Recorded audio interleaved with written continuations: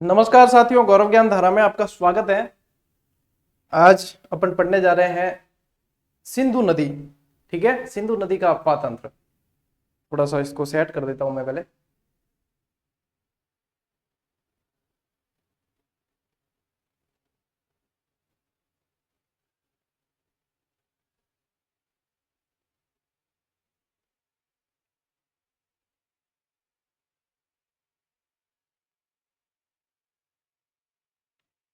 चलिए, मेरे ख्याल से क्लियरिटी सही हो चुकी है।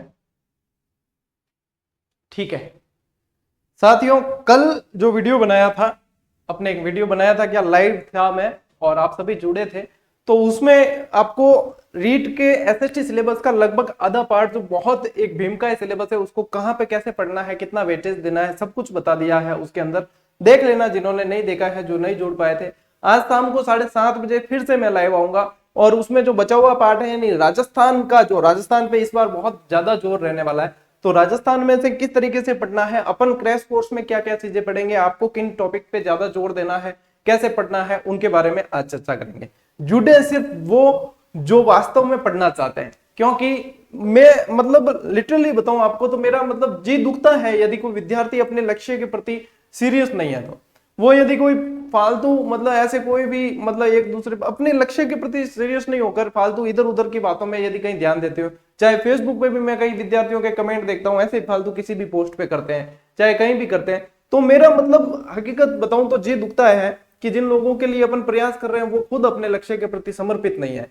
तो सिर्फ वो जुड़े। मुझे है ना भेड़ चाल और भीड़ कभी पसंद नहीं आई है। आप प्रयास कर रहे हो तो अपने लिए कर रहे हो, तो कम से कम अपने लक्ष्य के प्रति समर्पित रहो। किसी के प्रति समर्पित नहीं रहना, न मेरे प्रति रहना है, न किसी मास्टर के प्रति, न किसी के प्रति नहीं, लेकिन अपने लक्ष्य के प्रति समर्पित रहो। अपने भविष्य को देखो कि क्या है क्या नहीं है। ठीक है ना, ये सारी चीजें बाद में भी कर लोगे तो भी चलेगा, इधर उधर कमेंट बाजी वगैरह, टाइम वेस्ट वगैरह।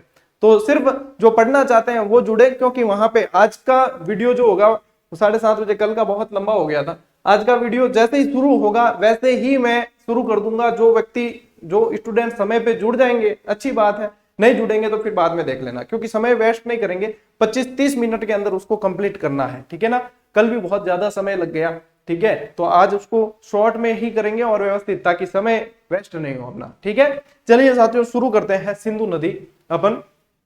ठीक है, चलिए सिंधु नदी जो है साथियों, ये ऐसे देखा जाए तो भारत और पाकिस्तान, ठीक है, वैसे तिब्बत से यानी कि 3 देशों से होते हुए, तिब्बत यानी चाइना आ गया, चाइना, भारत और पाकिस्तान 3 देशों में बहती है। ये भी लगभग 2900 किलोमीटर बहती है। ठीक है ना, ब्रह्मपुत्र की तरह। लेकिन इसकी लंबाई में बहुत ज्यादा कंफ्यूजन है। कंफ्यूजन कैसे कि अपन ने जाकर वस्तु स्थिति तो देखी नहीं, लेकिन किताबें पढ़ते हैं अपन, और किताबों में मैंने 4 किताबों के अंदर चारों अलग अलग लंबाई इसकी देखी है। तो यहाँ पे मेरे कहने का मतलब है, लंबाई में कंफ्यूज मत होना, पूछा नहीं जाएगा। ठीक है, जहां पे बहुत ज्यादा कंफ्यूजन होता है तो वहां पे पूछा नहीं जाता, और खास तौर पे नदियों की लंबाई बहुत कम पूछी जाती है, चाहे कोई भी नदी है। और जिस नदी की लंबाई एकदम फिक्स बता रखी है कि इसकी 25-25, जैसे गंगा की फिक्स है, तो ये पूछते हैं। जिसकी बिल्कुल फिक्स आंकड़ा मिलता है वो पूछा जाता है। जिसमें मतलब इधर उधर 2-3 आंकड़े भी चेंज होते हैं तो वहां पे पूछा नहीं जाता है। ठीक है ना, वहां पे मुझे लग रहा है कि आज शायद थोड़ी सी क्लियरिटी के अंदर मतलब ब्लर हो रहा है कैमरा। अब ठीक है, चलिए। तो वहां पे आपको इन चीजों पे ध्यान देना है। कंफ्यूजन नाम के विकार का शिकार मत होना, बहुत होते हो आप, मतलब, है ना।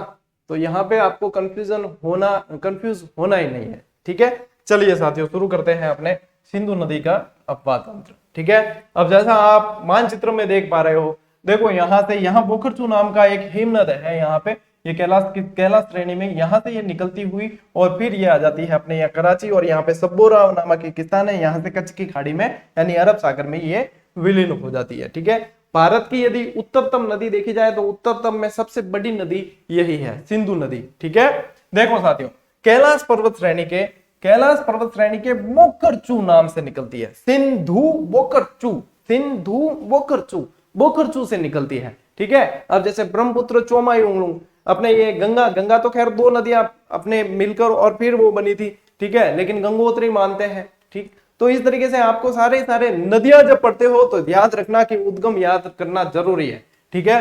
तो यहाँ पे सिंधु नदी जो निकलती है बोखरचू हिमनद, बोखरचू के पास में एक हिमनद है, बोखरचू हिमनद ही मान लो आप, बोखरचू हिमनद से निकलती है। भारत में साथियों इसका प्रवेश जो है वो दमदम चौक, भारत में ये लद्दाख और जम्मू कश्मीर के अंदर बहती है, ठीक है ना। तो भारत में इसका प्रवेश जो होता है साथियों वो दमदम चौक नामक स्थान से होता है। पाकिस्तान में जो इसका प्रवेश है वो चिल्लड़ या चिल्लाट नामक स्थान से पाकिस्तान में प्रवेश करती है। ये यहाँ से पाकिस्तान में प्रवेश करती है और फिर यहाँ देखो कराची के पास में यहाँ सब्बोराम नामक स्थान से ये कच्छ की खाड़ी में विलीन हो जाती है, ठीक है। इसकी कुल लंबाई साथियों देखी जाए तो 2828 है, कई जगह 3200 मिलेगी, कई जगह 3600 मिलेगी, कई जगह अलग अलग लंबाई मिलती है। तो यहाँ पे लंबाई में आपको कंफ्यूज होना नहीं है, बताई है, लेकिन ये पूछी नहीं जाती, जहां पे कंफ्यूजन होता है वहां नहीं पूछी जाती है। भारत में इसकी लंबाई 1114 किलोमीटर, कई जगह मैं बता रहा हूँ 1143 भी मिलती है, ठीक है। बहुत कंफ्यूजन है इन सब चीजों में। यह उत्तर भारत की अंतिम नदी है, ठीक है। उत्तर भारत की देखो अंतिम नदी है और अंतिम सबसे बड़ी नदी है। ये बुंजी नामक स्थान पर 1581 मीटर का गार्ज यानी कि महाखड्ड, गार्ज जो होते हैं गहरे खड्डे, गार्ज बनाते हुए गिरती है, ठीक है ना। तो ये कुछ फैक्ट है ऊपर के जो याद रखने हैं आपको, देख लो उत्तर भारत की सबसे। अब यहाँ पे इसके अंदर जो मेन जो याद करनी है वो पंचनद है। पंचनद यानी 5 नदियों का एक समूह है। वो जो आपको जो मैदान पढ़ाया था, सिंधु का मैदान पढ़ाया था, उसमें बताया भी था, आज वापस बता दूंगा और वो मोस्ट इंपॉर्टेंट है, ठीक है। सबसे पहली चीज ये हो गई। अब आ जाते हैं अपन दूसरी स्लाइड पे। देखो साथियों, सहायक नदियों की यदि बात की जाए, इसकी सहायक नदियां, एक तो इसकी सहायक नदियां जो अफगानिस्तान से आने वाली नदियां हैं वो इसकी सहायक नदियां हैं, ठीक है। एक सहायक नदियां हैं इसकी अपने यहाँ भारत वाली सहायक नदियां हैं, ठीक है। अब देखो साथियों, देखोगे ना यदि, तो ये जो गहरी जो दिख रही है ये है आपकी सिंधु नदी, ठीक है। गहरी जो दिख रही है वो सिंधु नदी है और सिंधु नदी की सबसे बड़ी सहायक नदी चिनाब नदी है। जैसे सतलज, रावी, ये सारी की सारी चिनाब नदी के अंदर मिलती है जाकर, और फिर चिनाब जाकर मिलती है आपके सिंधु नदी के अंदर, ठीक है। और यहां से झोब, गोमल, तोची, काबुल, कुर्रम, स्वात, बहुत सारी गिलगित वगैरह ये सारी नदियां जो है इधर से। अब यूं देखा जाए ना तो ये दाईं ओर से मिलने वाली नदियां हैं, ठीक है, क्योंकि ये नदी ऐसे बह रही है, ठीक है। दायां और बायां कैसे पता लगाना है, जिस तरफ नदी बह रही है उस तरफ मुंह करके सोचना है। तो ये नदी जो है ये यहां से निकलकर ऐसे बह रही है। गंगा अपन देख रहे थे तो गंगा ऐसे बह रही थी, ठीक है ना, तो उसका दायां ये हो रहा था, उसका बायां ये हो रहा था। ये नदी साथियों ऐसे बह रही है तो इसका दायां ये है, बायां ये है, ये ऐसे बह रही है। तो अफगानिस्तान से आने वाली नदियां इसकी दाईं ओर से मिलेगी, ठीक है ना। तो ये अफगानिस्तान से आने वाली नदियां कुर्रम, तोची, गोमल, झोब, लोचो, काबुल, श्योक, बिलोआ, ये सारी नदियां, ये जो है ये देखो, ये श्योक, बिलोआ, ये सारी गिलगित वगैरह, ये सारी नदियां ये यहां से दाईं ओर से मिलने वाली नदियां हैं, ठीक है। आप जब मैं ये शेयर करूंगा पीडीएफ अच्छी तरीके से जूम करके देख लेना, बिल्कुल व्यवस्थित समझ में आ जाएगा। ये देखो, ये श्योक, ये गिलगित, ये स्वात, ठीक है ना, ये काबुल, कुर्रम, ये तोची, ठीक, ये गोमल, ये सारी नदियां ये अफगानिस्तान से आने वाली नदियां हैं जो इसके अंदर यहां से मिलती है। अपने भारत से आने वाली नदियां बाईं ओर से मिलती है, ठीक है, जिसमें पंचनद वाली खास है, झेलम, चिनाब, रावी, व्यास, सतलज आदि ये खास है। तो ये चिनाब, सतलज, रावी, झेलम, ये सारी नदियां इसकी खास नदियां है, ये व्यास, ठीक है ना। तो ये आपको सहायक नदियां इसकी याद होनी चाहिए, मतलब 2 बार इसको ध्यान से देखना है। और उसके बाद अब देखो, अफगानिस्तान से आने वाली नदियों के नाम भी अलग ही है, ठीक है ना, तोची, काबुल, कुर्रम, जोब वगैरह ऐसे नाम भी अलग है। भारतीय नदियों के नाम झेलम, चिनाब, व्यास, ये सारे जाने पहचाने नाम है। तो ये आराम से आप डिफरेंस इसका कर सकते हो। अब जब दिशा ध्यान है आपको कि अफगानिस्तान इस तरफ है, भारत इस तरफ है, तो दाएं बाएं में कंफ्यूजन नहीं होगा। उद्गम भी पता है कि यहां से आकर ऐसे बह रही है, तो आपके कंफ्यूजन नाम की कोई चीज होगी नहीं, ठीक है। और फिर भी कंफ्यूजन होता है तो समझ लेना कि अभी हमें और बहुत बढ़ने की, हमारे मानसिकता को बढ़ाने की, समझ को बढ़ाने की बहुत जरूरत है, दायरे को बढ़ाने की बहुत जरूरत है। तो जहां पे कंफ्यूजन बहुत ज्यादा होता है तो समझ लेना कि अभी टाइम लगेगा, ठीक है। भोग मांगती है पढ़ाई और सिलेक्शन जो है, भोग मांगती है कि आप कितना भोग देते हो, आप कितना त्याग करते हो, वो मांगती है। उसके बाद में आप सिलेक्ट हो जाते हो। तो ये है साथियों। अब देखना, मिथन कोट, या तो मिथन कोट कह दो या आपको मिठान कोट भी लिखा मिलेगा कई जगह, ठीक है। मिथन कोट या मिठान कोट, मिथन कोट या मिठान कोट के निकट जो है ये पंचनद सिंधु नदी में मिल जाता है। पंचनद कौन सा, ये 5 नदियां ये जो है यहाँ पे आकर ये यहाँ पर सिंधु नदी के अंदर मिल जाती है, खास तौर पर चिनाब नदी, बाकी जो है इसके अंदर चिनाब में मिलती जाती है, ठीक है, नदियां ये खास तौर पर चिनाब। फिर सब्बोराव नामक स्थान पर पाकिस्तान में ये कच्छ की खाड़ी में गिर जाती है। ये यहाँ पर ये देखो, ये आपके आगे यहाँ ये जाकर और फिर बाद में ये यहाँ पे गिर जाती है कच्छ की खाड़ी के अंदर यहाँ, ठीक है ना, ये अरब सागर के अंदर यहाँ कच्छ की खाड़ी में सब्बोराव नामक स्थान है कराची के पास में, यहाँ पर जाकर ये इसके अंदर गिर जाती है, ठीक है। अफवाह तंत्र मतलब लड़के हैं ना, लड़के लड़कियां दोनों, एक तो मेरे आदत पड़ी हुई है लड़के लड़के ही बोलता हूँ, ठीक है, लड़के लड़कियां दोनों जो है चुनौती समझते थे। भारत का भूगोल सर कैसे पढ़ेंगे, जब विश्व का नहीं पढ़ाया तो सर विश्व का भूगोल कैसे पढ़ेंगे, बहुत भारी पढ़ा दिया, उसके बाद में सर वास्तव में समझ में आ गया। जब भारत का भूगोल सर कैसे पढ़ेंगे, इतना समझ में ही नहीं आता, जब पढ़ा दिया उसके बाद के कांटों काट दियो। अब ऐसे का ऐसे सर पॉलिटिकल कैसे पढ़ेंगे, पॉलिटिकल पॉलिटिकल कर रहे हो, जब पॉलिटिकल पढ़ाऊंगा तब वो भी समझ लेना कि बस कुछ भी भारी नहीं है, बस अपने को पढ़ने का तरीका आना चाहिए, बस सीधी सी बात यह है। जब राजस्थान जीके से शुरू करके आज 149वीं क्लास है, कल 150वीं क्लास आएगी, सारी की सारी, जब आपको सब टॉपिक जो जो भारी लग रहे थे, जहां जहां से अपन गुजरे हैं, सब आसान हो, ठीक है, आप भले तो जग भला। चलिए सिंधु नदी तंत्र, अब देखो यदि भारत की यदि स्थिति देखें साथियों, तो ये जो क्षेत्र है आपका, ये जो क्षेत्र है, ये वाला क्षेत्र आपके आ जाता है सिंधु नदी अपवाह तंत्र के अंतर्गत, और यही क्षेत्र यहाँ पे बताया गया, ठीक है।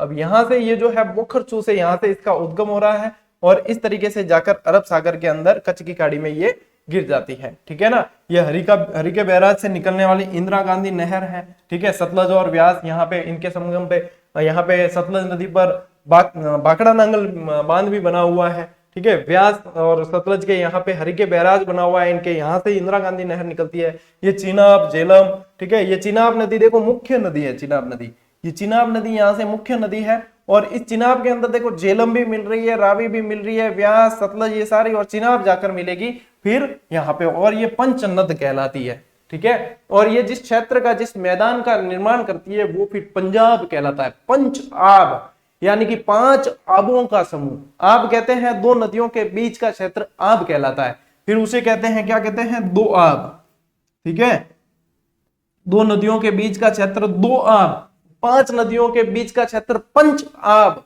और फिर बन गया नाम पंजाब, ठीक है ना, इस तरीके से। अब पंजाब का क्षेत्र यहाँ भारत के अंदर भी है, पाकिस्तान के अंदर भी है, आप देख पा रहे हो, भारत के अंदर भी है, पाकिस्तान के अंदर भी है, इसलिए ये पंजाब कहलाता है, ठीक है।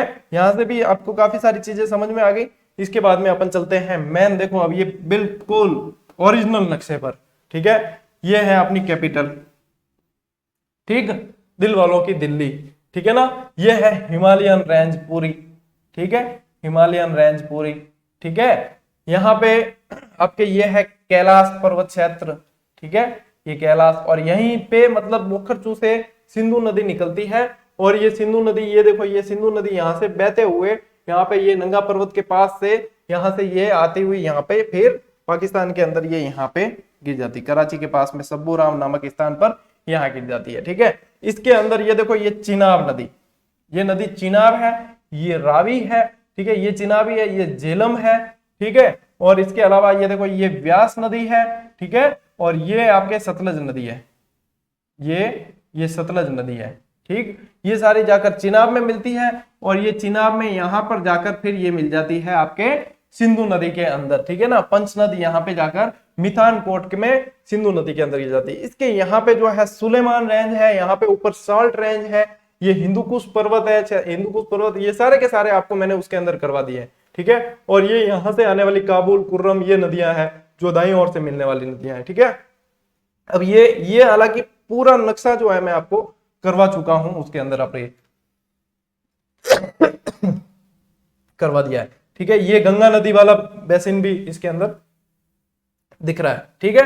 तो यहां से आपके कहीं कंफ्यूजन और नहीं होगा, देख लेना, ये ऐसे नक्शों पर है ना आपका अधिकार होना चाहिए। नक्शे जब पढ़ते हो ना तो आप जब नक्शा देखते हो तो आपके दिमाग में बिल्कुल चीज क्लियर हो जाती है कि हाँ यहाँ पे ये चीज है, ठीक है ना। अब ये जैसे कच्छ का रण वगैरह ये सब बता रखे हैं, ये यहाँ पे गल्फ ऑफ कच्छ, कच्छ का रन ऑफ कच्छ, सारा सब कुछ बता रखा है, ठीक है। प्लेन ऑफ द इंडस यानी कि सिंधु का मैदान, ठीक है, ये थार का मरुस्थल, सारी चीजें हैं, ठीक, इसको देख लेना व्यवस्थित। अब आते हैं साथियों और फैक्ट पे। अब एक एक अपन पंचनद वाली एक एक नदियों को देखते हैं, क्योंकि ये बहुत इंपॉर्टेंट है। सिंधु नदी तंत्र पढ़ रहे हैं तो इनको पढ़ना जरूरी है। ठीक है साथियों, सबसे पहले लेते हैं झेलम नदी। झेलम नदी का उद्गम साथियों होता है शेषनाग झील से। ठीक है, वेरीनाग के पास में शेषनाग झील है, शेषनाग झील से इसका उद्गम होता है। प्राचीन नाम साथियों इसका वितस्ता है। ठीक है, वितस्ता का युद्ध भी हुआ था, हाइडेसियस का युद्ध जिसे बोला जाता है, पोरस वाला वो। ठीक है, तो प्राचीन नाम इसका वितस्ता है। श्रीनगर इसके किनारे है। ये वूलर झील में पहले वूलर झील को भरती है और वूलर झील को भरने के बाद में वापस निकलकर वूलर झील को भरने के बाद निकलकर ये फिर जंग के पास में पाकिस्तान में जंग के निकट चिनाब नदी के अंदर मिलती है। जाकर किसमें मिलेगी? चिनाब नदी के अंदर मिल जाएगी झेलम। ठीक है, इस झेलम पर ही मंगला बांध बना हुआ है, जो लगभग मीरपुर से साथियों लगभग मीरपुर से ये 12 किलोमीटर या 12 मील कोई ऐसा है दूर है। मंगला बांध जो है साथियों माना जाता है विश्व का 7वां सबसे बड़ा बांध माना जाता है। ठीक है ना, तो ये मंगला बांध इस पे बना हुआ है। इसके अलावा इस पे तुलबुल और उरी परियोजनाएं भारत के अंदर चलती है। ये तुलबुल और उरी परियोजनाएं भी इस पे संचालित है। ठीक है, इसके बाद में नंबर 2 लेते हैं साथियों चिनाब नदी। चिनाब जो है चंद्रा और भगा दो नदियां, ठीक है, चंद्रा और भगा दो नदियां हैं। उन दोनों नदियों के नाम से निकलती है। कहां से? लाहौल क्षेत्र, जिसे लाहौल स्पीति भी कहा जाता है। ठीक है, लाहौल स्पीति से निकलती है चंद्रभगा। अब हिमाचल में चंद्रभगा नदी के नाम से भी जाना जाता है। ठीक है, तो चंद्रा और भगा नाम से इनका उद्गम होता है और ये सिंधु की सबसे बड़ी सहायक नदी है। कहीं कोई कंफ्यूजन होगा क्या? मुझे बताओ, आप मुझे बताओ कि अब अपन ने नक्शे के अंदर बार बार मैंने कहा है कि सब नदियां आकर चिनाब में मिल रही है और चिनाब आपके सिंधु में मिल रही है। अब मुझे बताओ कि प्रश्न आया कि सिंधु की सबसे बड़ी सहायक नदी है, क्या कोई गलत करके आएगा आप में से? क्या कोई गलत करके आएगा? नहीं। ठीक है ना, तो सिंधु की सबसे बड़ी सहायक नदी कौन सी है? चिनाब नदी है। ठीक है, इस पर देखो ये इंपॉर्टेंट है, इस पर सलाल और दुलहस्ती परियोजनाएं चलती है। ठीक है ना, अब परियोजनाओं के अंदर जैसे आपको कल वाले वीडियो में बताया भी था शाम को कि परियोजनाओं में एक तो आपको याद करने हैं स्थान और एक याद करनी है नदियां। इसके अलावा तो मतलब जब समय कम बचा है तो ये तो याद करना ही है। इसके अलावा यदि आपका सामर्थ्य है तो आप पूरी भी याद कर सकते हो तो, लेकिन नहीं होता है तो इतना याद करना जरूरी है। ठीक है, फिर साथियों लेते हैं नंबर 3 रावी नदी। रावी जो है साथियों रोहतांग दर्रे से निकलती है। रोहतांग दर्रा कहां है? हिमाचल प्रदेश में। रोहतांग दर्रे से उद्गम होती है और सिंधु की सबसे छोटी सहायक नदी है रावी। ठीक है, सिंधु की सबसे छोटी सहायक नदी है रावी। देखो अब अपन पढ़ेंगे ना, झेलम, चिनाब, रावी, व्यास, सतलज, इन सब में सबसे छोटा नाम 2 अक्षर का नाम रावी आएगा। सिंधु की सबसे छोटी सहायक नदी है रावी। याद करने का तरीका, व्यास भी 2.5 अक्षर का नाम, प्रेम के 2.5 अक्षर है व्यास के अंदर भी। ठीक है ना, यहाँ पे जो है छोटी सहायक नदी रावी के 2 अक्षर ही है। ठीक है, तो यहाँ पे ये याद रखना है। ठीक है, वास्तव में ये भी चिनाब की सहायक नदी है। सिंधु की मानी जाती है लेकिन वास्तव में किसकी है? चिनाब की सहायक नदी है। सारी की सारी जाके चिनाब में ही मिल रही है। फिर चिनाब जाकर मिलती है मिठानकोट में सिंधु के अंदर। सतलज नदी, सतलज नदी जो है साथियों राक्षस ताल से निकलती है। राक्षस ताल तिब्बत के अंदर वही श्रेणी पूरी की पूरी, और ये सिपकिला दर्रे से भारत में प्रवेश करती है। मोस्ट इंपोर्टेंट प्रश्न कि सतलज नदी का प्रवेश भारत में कहां से होता है? तो सिपकिला दर्रे से प्रवेश होता है। अब याद है या नहीं आपको दर्रे? पता नहीं, हिरोशिमा आपको पढ़ाया भी था। और भी ट्रिक बहुत सारी होती है इसकी, अलग अलग बदल के जैसे याद रहे वैसे कर सकते हैं। ठीक है, हिरोशिमा बताया था, हिमाचल के दर्रे बताए थे। ठीक है, रोहतांग, शिवकिला, बड़ा लाचा, इस तरीके से बताए थे। ठीक है ना, भारत में प्रवेश से पूर्व, ठीक है, प्रवेश करने से पूर्व ये 400 किलोमीटर तक सिंधु के समानांतर बहती है। देखो प्रश्न यदि कंसेप्चुअल बनता है, फैक्चुअल नहीं बन के कंसेप्चुअल बनता है कि भारत की वह कौन सी नदी है जो सिंधु में मिलने से पूर्व लगभग 400 किलोमीटर जो बहती है सतलज, इसके सिंधु के समानांतर, वो आपकी सतलज नदी है। ठीक है, तो ये आपके कंसेप्चुअल प्रश्न बनता। तो फिर लोंगरान नामक स्थान पर ये पाकिस्तान में प्रवेश करती है और चिनाब नदी में गिर जाती है। ठीक है, लोंगरान नामक स्थान पर पाकिस्तान में प्रवेश, और ये भी जाकर गिरती किसमें? चिनाब में। ठीक है, इस पर साथियों भाखड़ा नांगल बांध बना हुआ है और हरि के बैराज बांध भी है। अब हरि के बैराज बांध व्यास और सतलज के संगम पे ही है, तो हरि के बैराज बांध भी है इस पर। ठीक है, फिर आ जाती है नंबर 4 हो गई और ये नंबर 5 हो गई। ठीक है, इसका उद्गम भी रोहतांग दर्रे से होता है। ठीक है, रोहतांग दर्रे के पास व्यासकुंड नामक स्थान से होता है। पंचनद की एकमात्र नदी है जिसका प्रवाह केवल भारत के अंदर। ये देखो इंपॉर्टेंट प्रश्न, ठीक है, ये वापस फैक्चुअल प्रश्न, कंसेप्चुअल प्रश्न आ गया। पंचनद की एकमात्र नदी है जिसका प्रवाह केवल भारत में होता है। इस पर पोंग पड़ो बांध बने हुए, पोंग और पड़ो, यह हिमाचल प्रदेश की कुल्लू घाटी में प्रवाहित होती है, ठीक है। व्यास नदी कुल्लू घाटी में प्रवाहित होती है। कुछ सीधे सीधे तथ्य हैं जो आपको याद करने हैं, ठीक है। अब साथियों जो मोस्ट इंपॉर्टेंट चीज है जो मैं आपको पहले बता भी चुका हूं और आपको याद करनी है, जो है आपके ये दुआब, और दुआब याद करने का आपको तरीका भी बताया था, ठीक है ना। जो इन नदियों के ये दुआब है, छाछ, बेस्त वगैरह ये पूछे जाते हैं, इसका तरीका भी बताया था।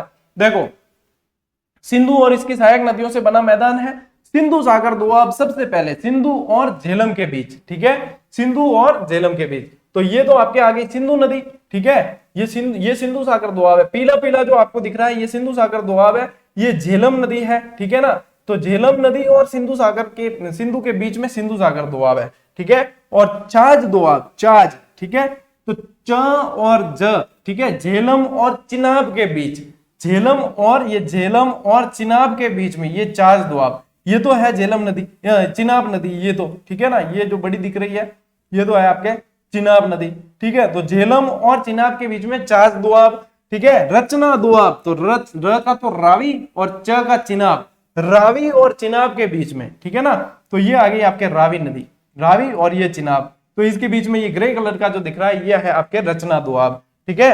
फिर आ जाता है बारी दोआब, तो ब की जगह अपन ले लेते हैं बी और र की जगह ले लेते हैं ये बारी, र से रावी, तो व्यास और रावी के बीच, ठीक है। तो यहाँ पे ये रावी तो थी और रावी, और ये व्यास नदी, सतलज इसके नीचे वाली है, ये व्यास नदी। तो ये पर्पल कलर का जो दिख रहा है वो आपके बारी दोआब है।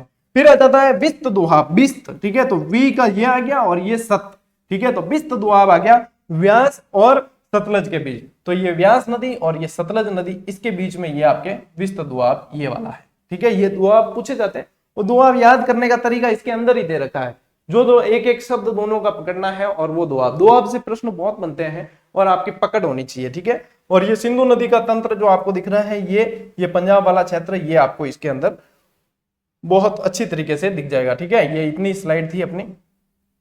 तो कुल मिला के साथियों आज अपन ने हिमालयी जो अफवाह तंत्र है, हिमालय वाली नदियों का, वो पूरा पढ़ लिया है।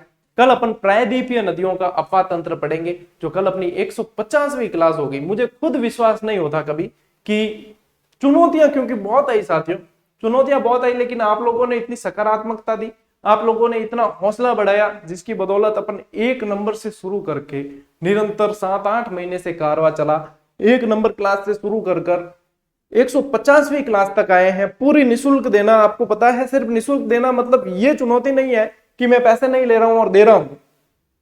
चुनौती ये है कि धारा के विरुद्ध चलना है, धारा के विरुद्ध चलना है, वो चुनौती है।